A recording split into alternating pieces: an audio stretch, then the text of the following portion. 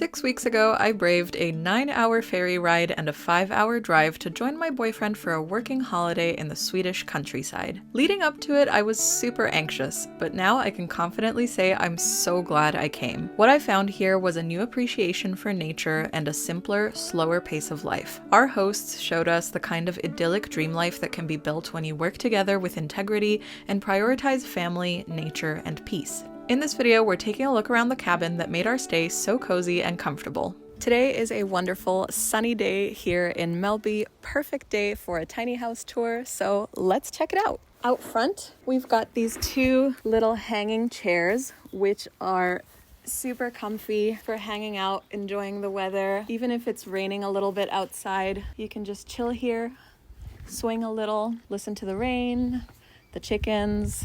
Oh, I think I spun a little further than I meant to. Carolina and Magnus told us that they might build a wooden porch for this tiny house. I suppose this one is like the cabin, and the tiny house, which is even tinier, is the tiny house.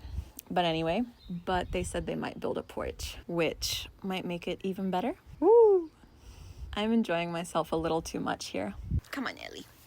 Over here in the area in front of the tiny house, we also have a little table and two chairs if you want to sit outside for a nice meal when the weather's good. Oh, and also Magnus helped us install this little clothing line up here because we wanted to be able to dry our clothes on a clothing line, and that's just like a small example of how anything that you need, if you're missing anything, they have been super helpful, and they're constantly thinking of small and big ways to make improvements to the tiny houses. If you do end up deciding to come stay here, chances are by the time you're here they will have made so many other small tweaks and improvements, and it's going to be even better. This is our view. If you're sitting in front of this tiny house, we can see this little tree, and we have some beautiful purple tulips growing, which have made me so happy. But over here through the trees, you can just about see the roof of the other tiny house. And over there is the fire pit, which we borrowed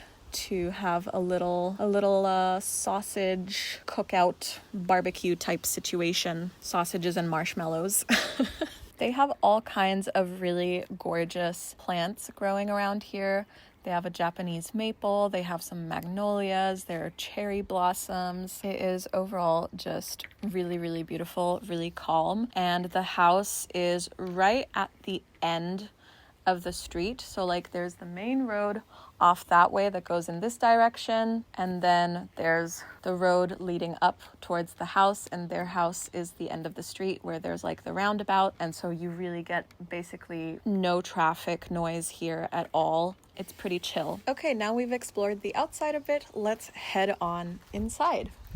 Here we have the living room. Just as you come in, there is the sofa on the left, and on the right you have the TV and a really spacious area for hanging your coats and your bags at the entrance. Plenty of space for shoes. We have been here for a pretty long time, so we have made ample use of the storage space in the Airbnb, and we have had absolutely no complaints. There is plenty of space to store as much stuff as you want to bring with you. There's a little window ledge with a lamp. We have two coffee tables, smart TV, so you've got, I think it's connected with like Apple TV. I'm not good at techie stuff, but you can watch Netflix, Disney Plus, anything you need.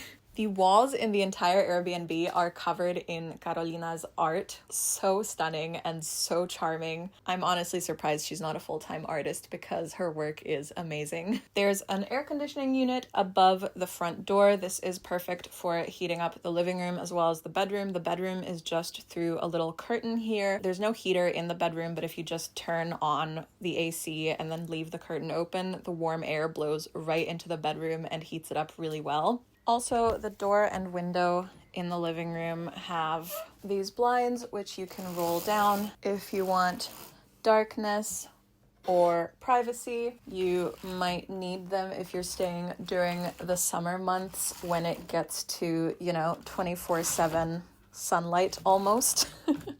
Let's turn on the lamp.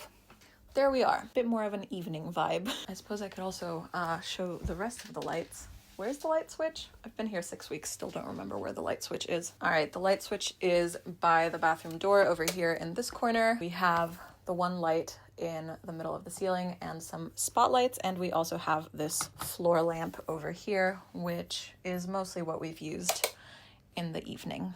Let's go ahead and check out the bathroom. It is surprisingly large and spacious for a tiny house. I don't know if you can tell, but I can spread out my full wingspan in this room. We've got a sink, a shower, washer, and dryer, which is really great. We actually don't have a dryer at home, so this is actually an upgrade. Toilet is right here next to the door, and behind the door there is a vacuum cleaner and some cleaning supplies. There's a little window here which lets really beautiful light in, and there is also a electric radiator which you can turn on to warm up the bathroom a little bit. The mirror cabinet offers plenty of space for all of your toiletries and bathroom needs. When we came in, there were also Q-tips and cotton rounds and soap bars, just a few basics, hand soap and stuff like that. Laundry basics. There is a blow dryer up here in this thing above the washer and dryer. And actually my favorite art piece in the whole house is in the bathroom. I just think this piece is so stunning and so charming, and I really hope I can persuade Carolina to scan it and sell prints of it, because I would love to have a print of this art piece for my place.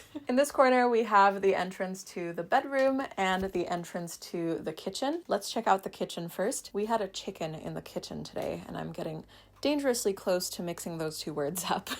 So let's step in here. Lights, self-explanatory. There's also another little light under here for the sink area. We have a nice and spacious sink and food prep area. There are 2 sinks, microwave, kitchen cabinet with all of the mugs, plates, and other like baking dishes and things that you might need. If there's anything that you need that you don't already have in here, just ask Magnus and Carolina and they'll help you out. Full-size electric stovetop with 4 burners and an exhaust hood. Down here under the sink you have the trash and cleaning supplies area. These are your cutlery drawers. There's measuring cups as well, grater, potato masher, peeler, garlic thingy, everything you need. Small dishwasher down here, and dishwasher pods were also provided. A little bit more like pots and pans and an electric mixer and stuff over here. And down there in the corner is the oven. It's a small oven, very good for making toast. So there isn't a toaster, but you don't need a toaster because the oven is super fast, so it like toasts your bread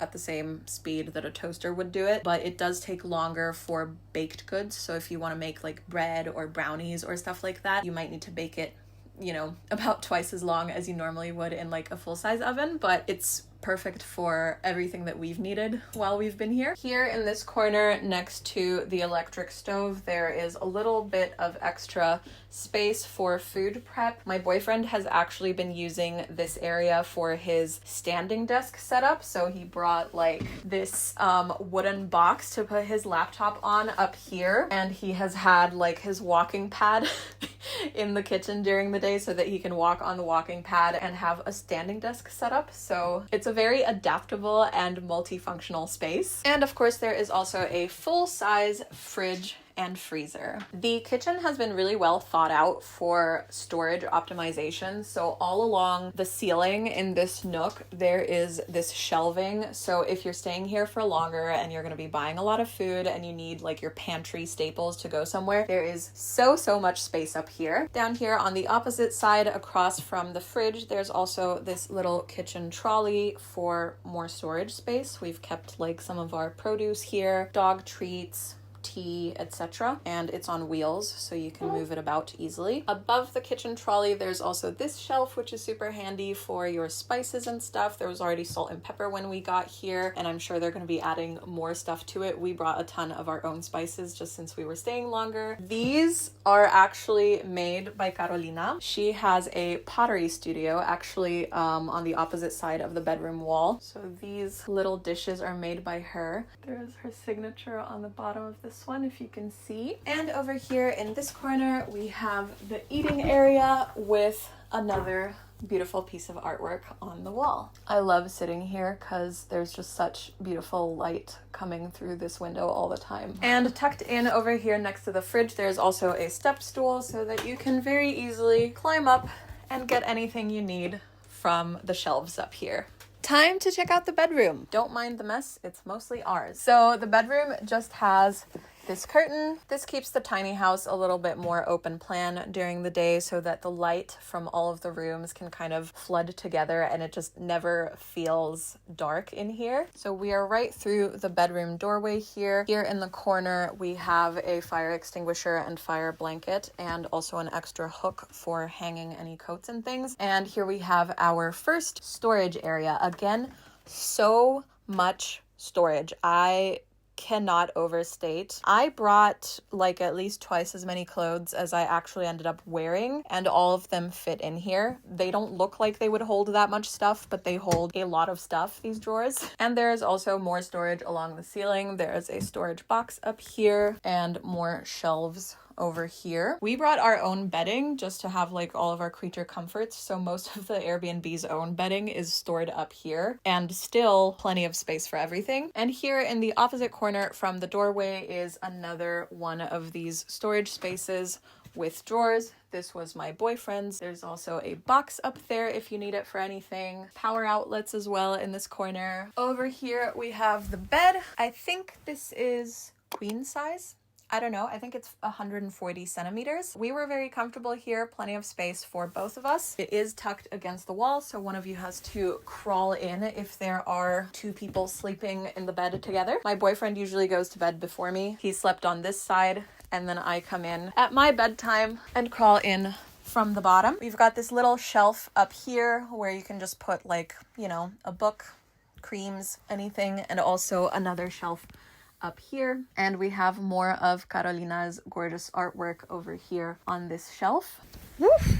And over here on the opposite wall from the bed is the desk area. It's a nice spacious desk. There were two chairs here. We used one of them to sit on and one of them is in the corner as a laundry chair. Little lamp as well. We've got quite a nice view out this window into nature and this little stone hill that's like outside the window. But yeah, this was a super comfortable and nice nook to sit and work in.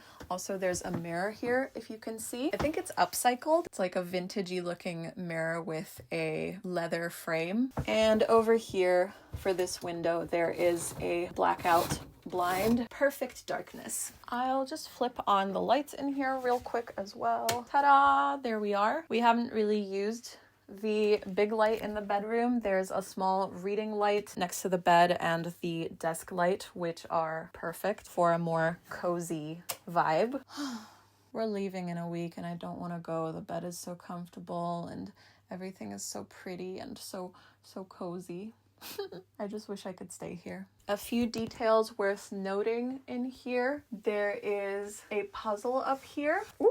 And some brochures of local hikes and events and things that you can do around here. There's also a toolbox. I'm not going to open that, but it's a toolbox with everything you might need. Here next to the desk, there's another little shelf with some books to keep you entertained. A beautiful nature-themed puzzle, which we did not get around to doing, which is a small regret. And some more little teacups. These are all our stuff, and of course more artwork. Please note in this corner of the bedroom next to the desk there is a guitar and also a ukulele hiding behind it. Peter brought his guitar, I brought my ukulele, and neither of us have touched either of those instruments in the entire almost 6 weeks that we've been here. So if you'd like to bring along some musical instruments you won't use, there's a space for that too. We are now going to take this show on the road and show you a little bit of the area surrounding the tiny house. When you walk down the right side of the cabin, you'll see where Carolina's pottery studio is on the other side of the bedroom wall. And most excitingly, this is where the chicken coop is. We were invited to feed them through the fence with any vegetable scraps we had. We've found they particularly enjoyed carrot peels and tomatoes. When we arrived at the cabin, there were already eggs from the chickens waiting for us in the fridge in all different colors and sizes, which was so charming. We've enjoyed many delicious scrambled eggs from these chickens while we've been here, so it's only right that we give back. They are still a little bit scared of us strangers, which is understandable, except for that one. That one's a troublemaker. That one came into the house today. Hello, chicken. I'm afraid you've wandered into the wrong place. Hi, Chickie. You're still in the bedroom? I'm not mad, but you do not belong inside the tiny house. Come here. It's okay. Well, okay. That way. Go on. Go. Bye, chicken. If you keep coming in here, I'm gonna tell your mom, because I'm quite sure you are not allowed to come in here. Yeah, I'm gonna tell your mom. Hello, chickies. What you guys doing here? Oh, Ellie! Hey, aren't you proud of yourself? If you follow the path down into the forest here, there are many wonderful trails you can take for both short and long walks. I've loved my time in this forest so much. There are quite a lot of stones poking out of the ground because the soil is really rocky, but also the entire forest is covered in a layer of soft moss, which makes it so comfortable to walk through. The way the earth thuds beneath your feet really makes you feel like you're walking on something that's alive. Carolina told us that this forest is privately owned and will be cut down for timber in about 30 or 40 years when the trees reach maturity, which is a shame, but at least for now, the forest is here for all to enjoy. Thanks for joining me for this Swedish tiny house tour. We're already planning on coming back here, hopefully for even longer next time. Our hosts really made us feel like part of the family. If you're looking for a break from the city and a chance to slow down and spend some time in nature, we couldn't recommend this place enough. I'll leave links down below for where you can book your stay in one of the 2 tiny houses. Thanks so much for watching, and I will see you all in my next video. Bye!